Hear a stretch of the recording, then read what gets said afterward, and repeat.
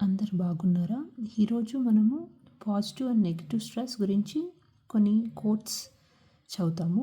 ఇది ఇంగ్లీష్ నుంచి తెలుగుకి ట్రాన్స్లేట్ చేస్తాను నేను. ఫస్ట్ వన్ ఏంట్రా అంటే, some sometimes challenges can bring out our best talents.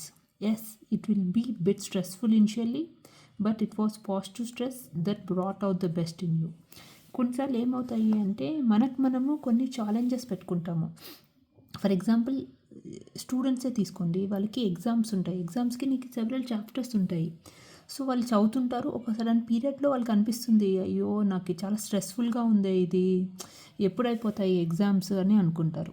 కానీ ఆ పీరియడ్ని మనం ఛాలెంజ్ లాగా తీసుకొని, ఎంత స్ట్రెస్ ఉన్నా బాగా చదివి బాగా ఎగ్జామ్ రాస్తే తర్వాత నీకు అనిపిస్తుంది, okay that's and positive stress, నేను చదివాను, నేను రాసాను, ఇప్పుడు నేను సాటిస్ఫాక్టరీగా ఉన్నాను. సో ఇది పాజిటివ్ స్ట్రెస్. సో ఈ కోట్లో వాడు ఏం చెప్తాం అనుకుంటున్నాడు అంటే, మన లైఫ్లో నాట్ ఓన్లీ ఎగ్జాంపుల్ స్టడీస్ చెప్పినాము, నీకు ఎనీ ఛాలెంజ్ నువ్వు పెట్టుకో, ఒక లైఫ్లో ఒక రోజులో పెట్టుకో. రేపటి గురించి మర్చిపో, నిన్నటి గురించి మర్చిపో. ఈరోజు ఒక ఛాలెంజ్ పెట్టుకో, ఈ రోజులో నేను ఇన్ని పేజెస్ చదవాలి. సో అది నీకు స్టార్టింగ్లో నీకు కొంచెం స్ట్రెస్ అనిపిస్తుంది, అయ్యో నీకు డీవియేషన్స్ ఉంటాయి, ఫోన్ చూడబోతుంది, అవన్నీ పక్కన పెట్టేసి ఆ 10 పేజెస్ పెట్టుకునేది 10 పేజెస్ చదివేసాయి. సో ఎంత స్ట్రెస్ఫుల్ ఉన్నా అది నువ్వు ఆ 10 పేజెస్ పర్ డే చదువుతున్నావు, ఇంకా 365 డేస్కి ఆల్మోస్ట్ ఎన్ని బుక్స్ కంప్లీట్ చేస్తావు. So it brings out the best in you. నీలో నుంచి ఆ మంచితనంని బయటికి తెస్తుంది, నీకే you feel better inside. So next one ఏంట్రా అంటే, just like a rubber band, we can also stretch our self to grow and learn, but we must be careful not to overdo it. Overstretching, whether it is a rubber band or our binds, only leads to breakdown. ఇదేం చెప్తున్నారు అంటే, ఇక్కడ example rubber band ఇచ్చారు. Suppose rubber బ్యాండ్తో నువ్వు ఒక రోల్ని rubber band వేసినావు ఒక రోల్కి. అలా అని ఎక్కువ పేపర్స్ పెట్టినావు అనుకో, అది స్ట్రెచ్ ఇరిగిపోతుంది. సో ఆ రబ్బర్ బ్యాండ్కి కూడా ఒక లిమిట్ ఉంటుంది. ఆ లిమిట్ దాటింది అంటే అది ఇరిగిపోతుంది. సో నువ్వు ఇంకా పెద్ద రబ్బర్ బ్యాండ్ అన్న తీసుకోవాలా, వేరేది తీసుకోవాలా.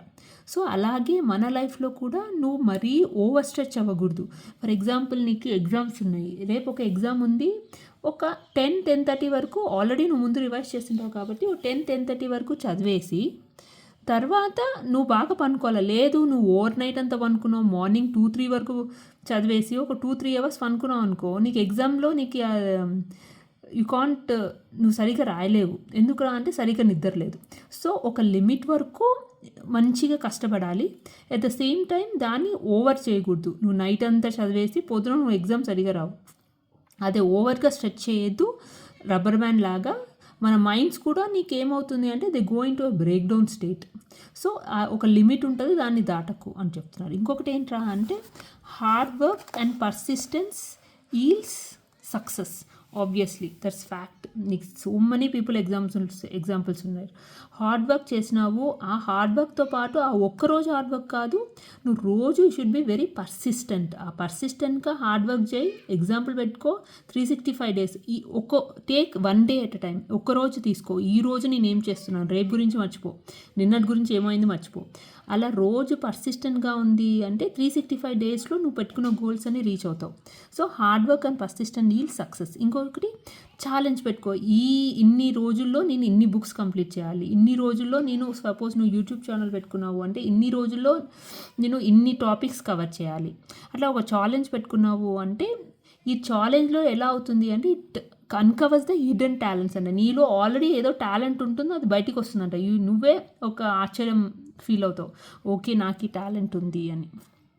Thank you.